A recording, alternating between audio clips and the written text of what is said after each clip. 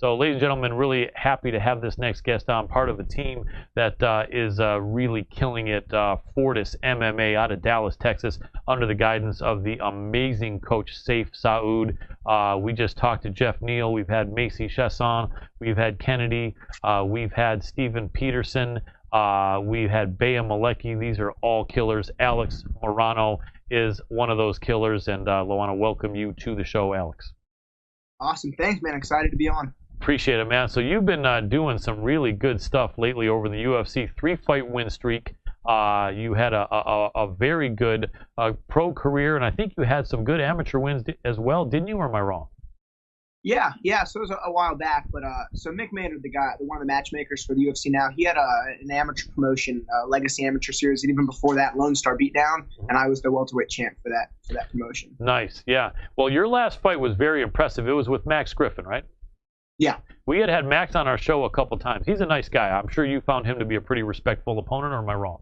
Yeah, super cool guy before and after the fight. Yeah, and you both are really, really good athletes and good young fighters, and that was a hell of a fight. I think that he may have been favored in that fight, and so I think you came and surprised some people and pulled like a little bit of an upset, and you looked really good there, man. Was that a fight that you had a lot of confidence going into, or do you look at every opponent the same, or did you realize that you were going to have to really be on point to fight Mr. Griffin?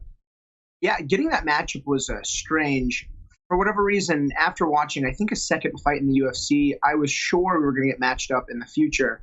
And so I was made sure to watch all of his fights leading up. And I became a fan of him, honestly, but especially after he beat Perry. But no, I was not surprised to get that matchup and had planned for that fight. I planned for a few different fights in the UFC in hopes they would happen. And no, I was happy he was down to kickbox as much as he was. And just felt really comfortable. And I felt like I got to showcase some good striking skills, which I've been working on a lot. So that was also very validating. Were you confident the decision would go your way at the end, or did you realize that judges can sometimes see something completely different than what most of us saw? I mean, no, I thought he had won the third round with the takedowns, but I was very confident I won the first round. Normally this can be hard to tell in fights, but I remember not taking any damage at all that first round and landing some good shots, so I was pretty sure I'd won it. And then almost knocking him out in the second round, I was sure that was a 10-8 as well. So I was actually, for the first time ever, pretty confident this decision went my way. And I'll tell you, man, MMA judging has gotten better over the years. I have various different great guests. Some people are veterans of a decade or more of fighting. I even have some retired fighters that fought 15 and 20 years ago. I had a prominent referee, Mike Beltran, on the show several weeks ago, and he's a really good guy. You know, the man with the super long mustache? Yeah. You know, right? And the referees don't do too many shows. I want to thank my good friend, the legend and godfather of MMA, Judo, Gene LaBelle, for helping to arrange that. And so the referee is a different position than the judges, but I asked Mike's opinion on the judging because it seems like it's a lot better than it was in the previous decade and the decade before that, but it's still not as great as it can be. I mean, I'm sure you're probably a fan of MMA, at least to an extent, maybe a big fan. And you know, I watch pretty much every fight being part of the MMA media, and it just seems like at least once or twice on every card, sometimes 3 or 4 times, you know, I find myself saying, no, come on, how did that guy win? He lost 3 out of 3 rounds, or he lost 2 out of 3 rounds. What's your feeling on that? I mean, do you think it's improved? Do you think it's as good as it's ever going to be? Or do you have any feelings one way or the other on MMA judging? Yeah, you know, so I've been in the MMA scene in Houston and Texas for over 10 years. So I've worked a lot with the TDLR, and I've met a lot of judges. And thankfully now, one guy I know well, I fought him actually. His name's Jeff Rexroad. He's a judge and a referee for these local fights like Fury Fighting Championship, and also one of my training partners and coaches for a long time. He took a teaching role for school, and he also judges and refs the fights. So now we finally have some veterans who actually know what's going on in there. But I've been at some local fights, and there were a couple judges and they would totally pick the wrong guys. And I would go like introduce myself and kind of ask them their experience. And I'm sure you know, but there's some judges who have zero experience with combat sports judging these fights. Yeah, that's a problem. And I remember years ago, it used to be exclusively boxing judges because MMA was so new. But now MMA is not that new. You should be able to get fighters. I'll tell you, and it makes such a difference. I mean, there's always going to be obstacles that we have to go through and that you guys have to go through as fighters. I'm not labeling myself as a pro fighter because I'm not, but there's always obstacles in life and in fighting. It's just that sometimes a loss that you deserve to win, especially if you're a 35-year-old fighter or 40-year-old fighter or a fighter who's had a couple of decisions go against them, can be really devastating for your career. I'll give you one example, and this goes way back, and let's just say I was a small child where I was really medium-sized child, but this goes back 30 years, and it was the Australian boxing champion Jeff Fenech, who they pretty much called like the small Mike Tyson, and a white guy from Australia, but still he had that style, and he went up against Azuma Nelson, the champion from Ghana, and I think that was a 15-round fight, if I may be mistaken. It could have been 12, but Fenech, I think, won 8 rounds out of 12. And they made the fight a draw. And Fenech had a bad problem with his hands, breaking his hands like every other fight. And I think he broke both his hands in that fight, but he was so frustrated and mad, he was saying, let's fight again right now. This is ridiculous. He was so mad. By the time they got the rematch, which was like about 8 or 9 months later, I think he was about 34, 35 years old. He had like 50 fights under his belt, and his hands were just done. He broke his hands in the first 2 or 3 rounds, and Azuma Nelson clearly beat him by decision. And then that was the end of the career of Jeff Fenech. He became a great trainer, but that was the biggest fight of his life, and he won the fight, and they made it a draw. And it's just frustrating, man. You hate to see it. It's funny. I called my brother too. My brother is nowhere near as big a combat sports fan as me, and but I said, "Do you remember the fight, man, with Jeff Fenech and Azuma Nelson from 30 years ago?" And he said, "You mean one where he said, 'Let's fight again right now'?" And I said, "Yeah." And he said, "Yeah, that sucked." He said that was a shame, because that was his fight. But it is what it is. I mean, what do you think about the people that say you can't leave it to the judges? I mean, obviously, you guys would love to not leave it to the judges, but is that something that you can embrace that will be positive for your mindset? Or what happens when you're going off like crazy and you're against someone who you're just not going to stop? Where do you stand on trying to embrace that thought of you can't leave it to the judges, positive or negative? Yeah, I've had like 3 pretty crucial split decisions in my career, and I won one of them that counted the most was my UFC debut, where I did so much more damage and tried to finish. It wasn't even very comparable. But then I had a fight on the local scene, and then a fight in the UFC against Nakamura, and two splits that I had thought I had won and lost. So no, the game plan, especially training with Safe at Fortis, is to like implement our game plan and do damage and get the finish. And my game plan's the same for every single fight I've ever had, and that's just to try to knock him out. So it's not going to change for this next fight. And in general, I'm pretty disappointed when I don't get a finish. And man, going to the UFC, I had only one fight go the distance that I had won by decision, and I'd finished all my other victories. And I've had more decisions than finishes in the UFC, and these guys are tough to put away. So then, winning your rounds does become super important. Without a doubt. Now, Alex, I think your left ear is off the screen. We're getting all the rest of your face, so maybe if you can move the camera. There we go. Now that's better. Now you're perfect. That's good. Yeah. Now I think we see your whole head there. Perfect. Okay. Cool. So I didn't know you had a next fight signed, or are you just talking about whatever comes next? No, I got to announce it today, thankfully. Fighting Diego Lima in Houston on UFC 247, which is already such a stacked fight card. I'm so honored and proud and excited to fight. That's awesome. My butt off. Right there in Texas. So it's about a 2-hour drive from Dallas or something? Yeah. So I live in Houston, and I commute up to Dallas for training with the Fortis guys. I mean, I'm going to sleep at home the night before the fight and then come home after the fight. That's awesome. I would imagine this may be the first time you've had a chance to fight in Houston in your MMA career, or certainly in your UFC career, right?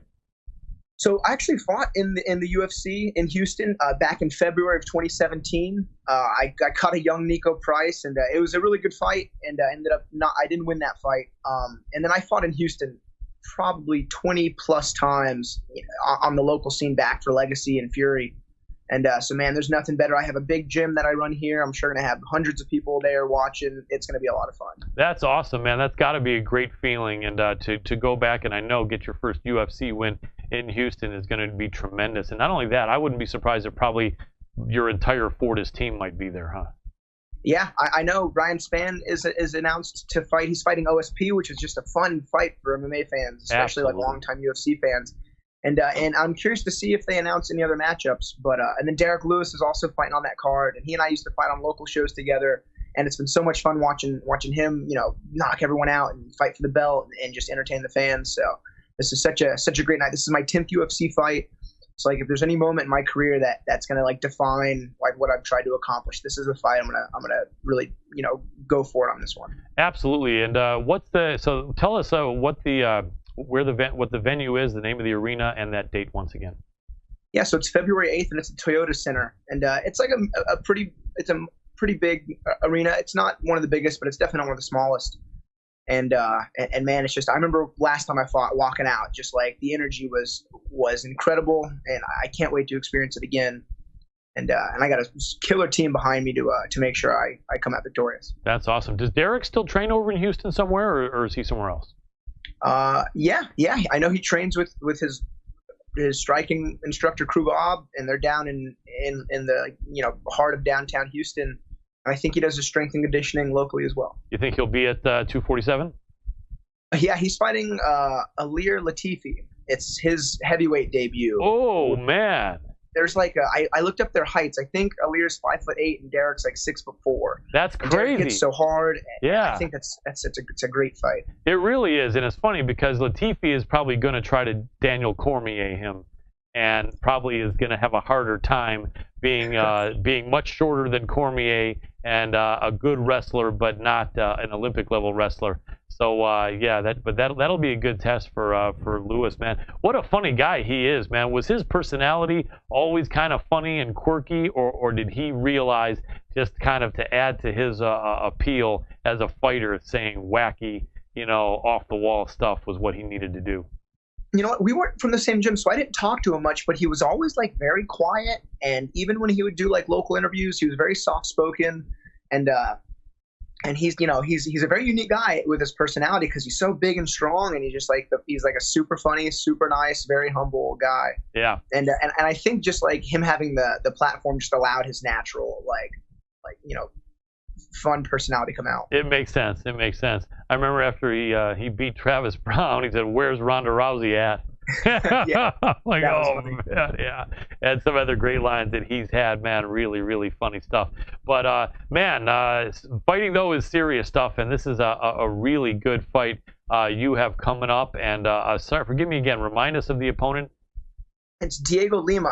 That's the Bellator younger brother. I know. Yep.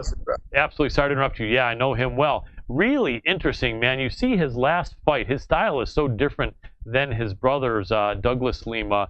And I think that he's probably found a style that suits him, which is, really being kind of a defensive fighter, a stick and move fighter. I'm sure that you and Safe and your team there has an answer to that. But what do you think about that matchup? He's also kind of a tall, lanky welterweight at 6'2", but puts him, 2-3 inches taller than you? Yeah. I think just over 2 inches taller. But I've actually done historically very well against tall fighters. I just know how to be long, and he's he kind of shows his style. He seems to be very content counter striking, like very strictly with good technique. He doesn't really get out of position. And this is not a bad fight to mix it up. I definitely plan on standing and banging it out. But I mean, if a takedown presents itself, I'm going to look to implement some of that this time as well. Absolutely. He'll probably have his brother in his corner. You know what a lot of people that are not professional fighters sometimes wonder is when they see someone really, really excellent, like Douglas Lima, and I'm not putting down Diego Lima, but right now the accomplishments of Douglas, I think, as far as the wins, far outweigh Diego. A lot of people think, why can't your brother just get you to fight like him? Why can't your brother get you to be as good as him? If he's there, he loves you, he's going to spend the time with you. Can you explain a little bit why sometimes that doesn't happen? And does it help having a brother that good, or can they sometimes just make you that good, or will you to be that good, or what do you think the reality of that is? I'm sure having a brother as a training partner, especially that skilled, is extraordinarily valuable. But everyone is so different. Everyone has their own personalities, and I think like one's mindset can be very different and independent of anyone else's. And I think Douglas just has a different personality and mentality.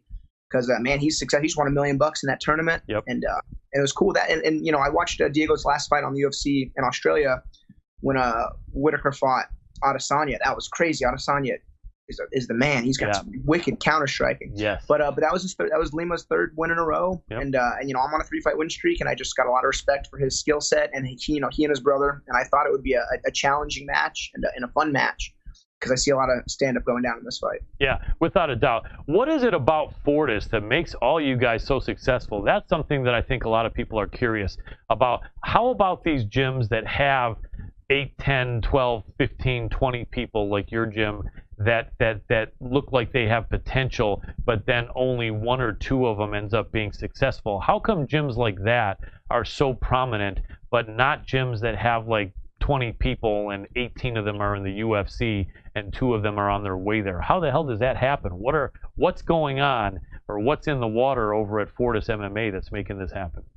Man, I've given similar answers in interviews in the past, but I mean, the training partners are phenomenal and the attitude is so great. But it's truly our leader, Coach Saif Saud, and he just knows how to really motivate us and have us work together. And just the best thing is the accountability for our actions.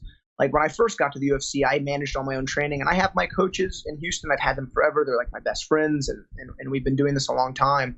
But like I could get ideas in fights and try them at the wrong times, and I've had some losses because of that. And Safe doesn't let me do as much like thinking as I used to. I really enjoy having a general and following orders going into battle. I feel like that's the best way to be successful. And I'm so thankful for like the direction and the guidance of Coach Safe. But man, he makes us work hard, and just the standards are high, and the care is there, and it's the coolest team, and it's the best team in the world. It really seems like it, and all of you guys just seem to be really friendly and respectful. It seems like it's just kind of like the attitude there is just so good. And obviously when you guys are fighting hard or training, someone throws someone hard or takes down someone hard or hits someone hard, I'm sure once in a while there are some bad feelings, but it really literally almost seems like so many of you guys are such easygoing, respectful, nice people that I would imagine for the most part there really isn't much conflict in the gym, is there? No, Coach would never allow it. I don't think he would allow anyone with bad character on the team, and that shows everyone works so hard. And I'll tell you, you were asking if I was an MMA fan. I'm a huge MMA fan. The only reason I ever stepped into a gym was because I was a fan of watching the UFC.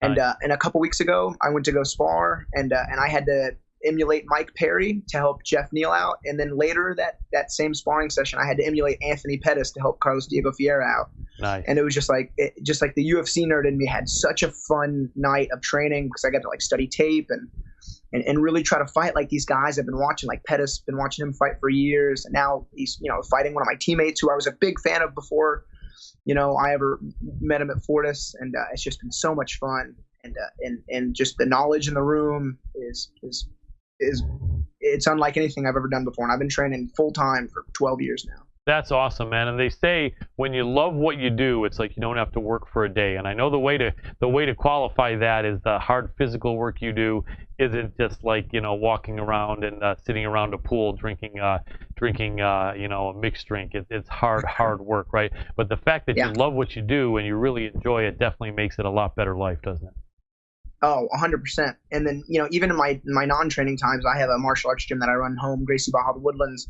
And, we've been around for 13 years, and the gym's so busy, and I get to, train so many kids and adults. It's just, I truly enjoy the martial arts lifestyle. Absolutely. Let me let you shout that out, man, because you really seem like a student of the game. You mentioned you're a big fan. You're a really well-spoken guy, and not that matters, because all my guests, most of them are that, though. But I want to support you all. But, man, it seems like you would be a great person to learn from and be in the school that you teach. Obviously, if it's a professional fighter at a high level, want to try to get into Fortis, you can't just walk in there. You can do your best if you're there. But if you are a mom and pop or something someone that wants to just be around an amazing guy like this, I think that they probably are taking new students. Can you let us know whatever information you can about the gym, or whether you want to just give us an address or an email address or social media, how people can go to connect with Gracie Baja Woodlands and be training at the gym under Coach Alex Morono?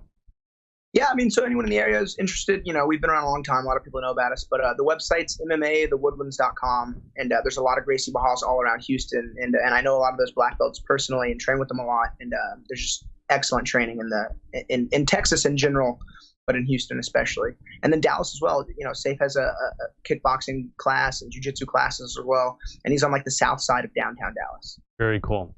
Since you're a big fan of MMA, can I pick your brain in the ever popular Pros Pick segment that I know our show's not the only one to do, but everyone loves it? Would you mind if I got your opinion on some big upcoming fights?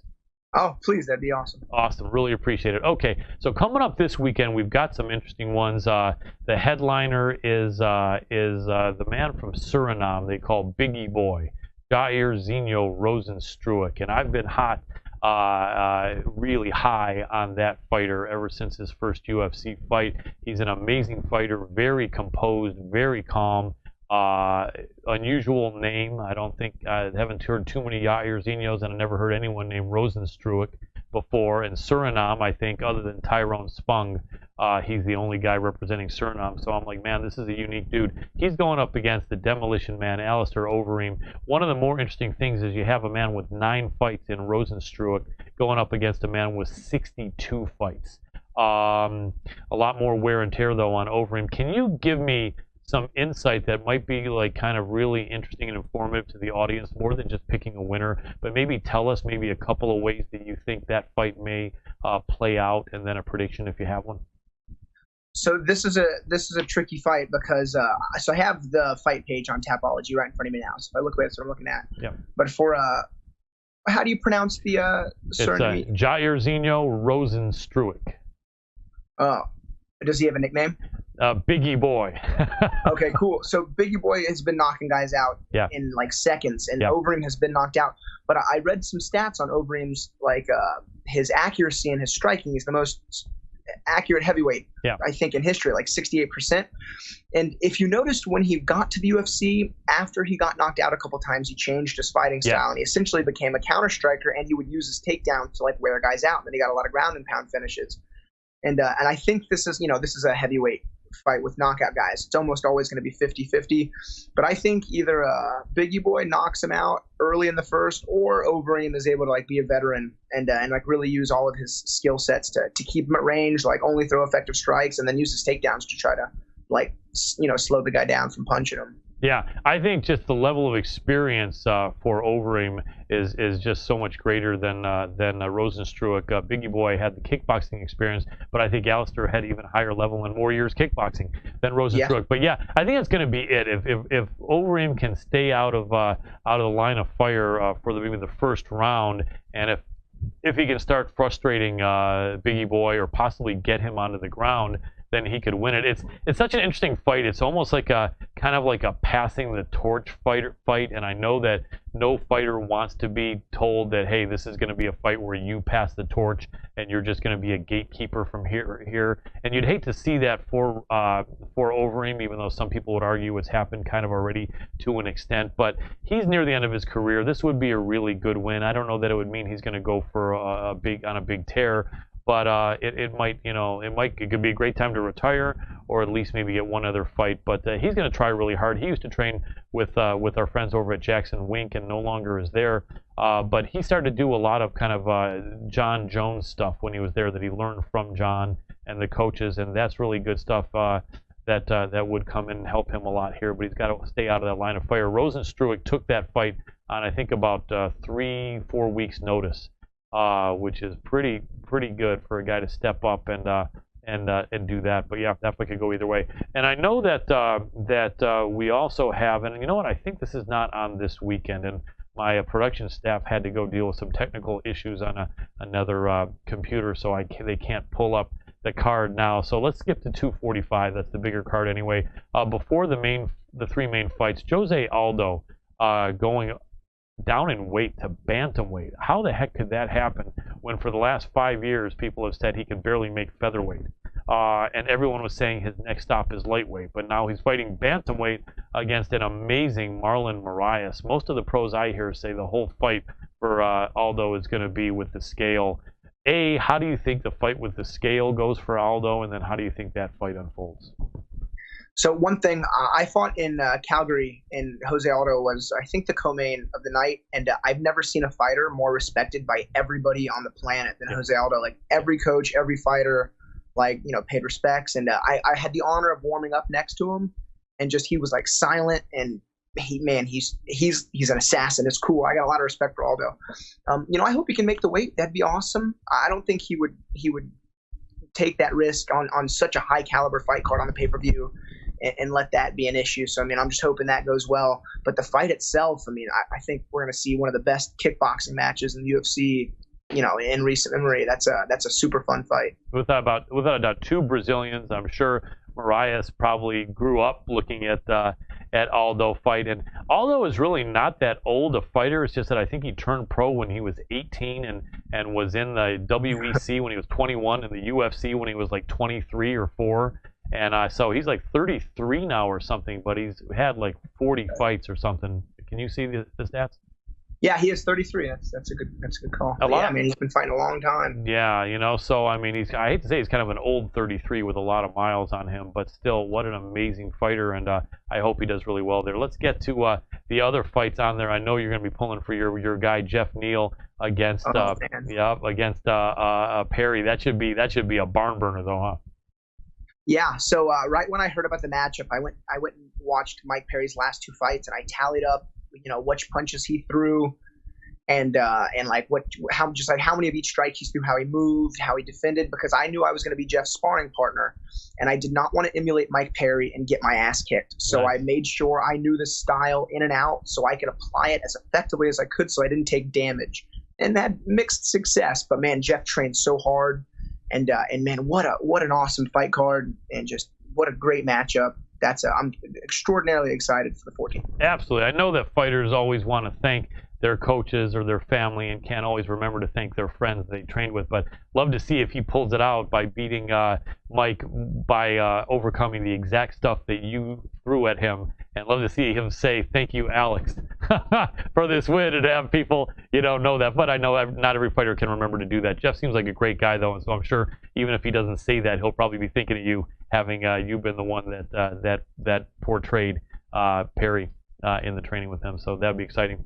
So the main fights there, man, gotta hear your opinion as a huge MMA fan and student of the game here. Let's start with the women. Amanda the Lioness Nunes, the double champ, defending her bantamweight title against the former women's featherweight champ from Holland, Germaine de Randamie. Yes, they did fight 6 years ago. I think, correct me if I'm wrong in your opinion, but I think we have to throw out that fight. It was really early in both of their careers. Amanda was really young and kind of green in the whole combat sports world.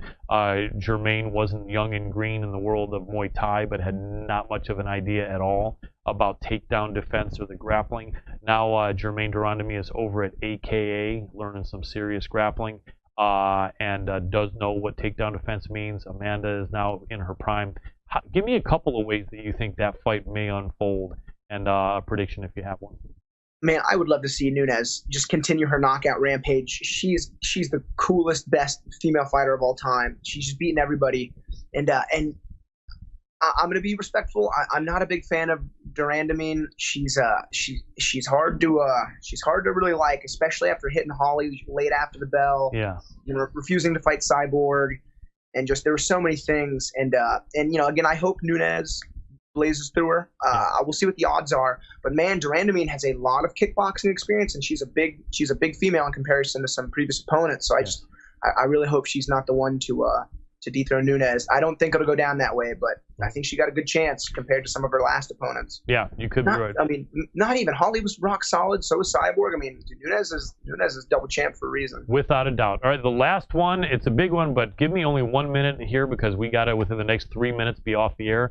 Give me maybe a minute on Colby Covington. Actually, give me maybe 30 seconds on Colby Covington and Usman, and then give me 30 seconds on Holloway and Volkanovski. Okay, no one likes Colby Covington. I would love to see him out of the UFC. I hope Usman puts a serious beating on him and hopefully makes him just a little more humble than. I'm not a fan of Colby at all. Yep. I hope he gets crushed in that fight. And then, man, Holloway's the man. Volkanovski's cool too, but Holloway I think is going to kill him with volume strikes and pressure. And no one can touch Holloway at 45. Nice. I've been a big fan of his for a very long time as well. Absolutely, the blessed one is amazing. So your feeling is no titles change hands at UFC 245. I would love to see all the champs stay the champs. Nice. Well, Alex Morono, I want to thank you so much, my friend. Go ahead and shout out really quick how people can support you on social media. Yeah, everything is at Alex Morono MMA, and just make sure you throw a bunch of love to all my boys at Fortis. We've been working our butts off, and we plan on claiming some victories next year. Absolutely. Alex Morono, you deserve it. You're an awesome guy. We'll be cheering for you. Can't wait to see that fight. I think you said February 12th in Houston. 8th. February 8th in Houston against Diego Lima. Go get that W and keep doing what you do, man. My man, thank you so much. You're very welcome. Thanks for joining us here. Have a great night.